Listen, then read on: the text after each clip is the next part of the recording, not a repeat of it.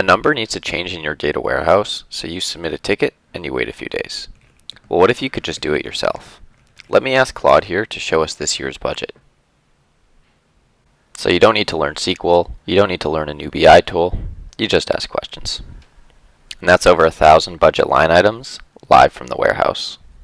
We're doing our quarterly review, and we heard that North American sales came in over budget in Q1. Let's take a closer look here. So it looks like the team got a little too generous with client dinners in Q1, so we need to rein in the Q2 forecast to stay on track for the year. And we'll just write a description here that will be included in the detailed change log that Syntropic maintains for this table.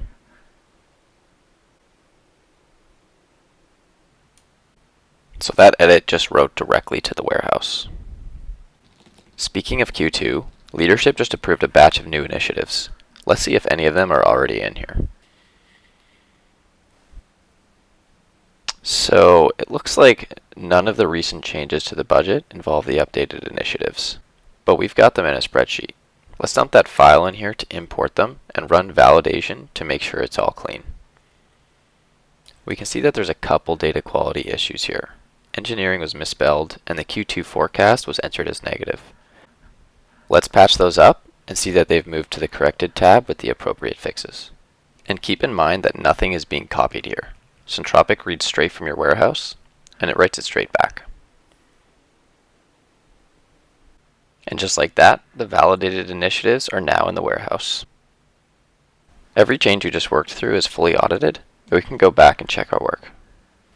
This lets us confirm that our changes came through properly, and it also allows anyone else looking at the budget's history to see that the new projects have already been included. And for any change, you can dig into the exact details of the updates that have been made, and you can even make controlled and governed updates by just directly asking the agent.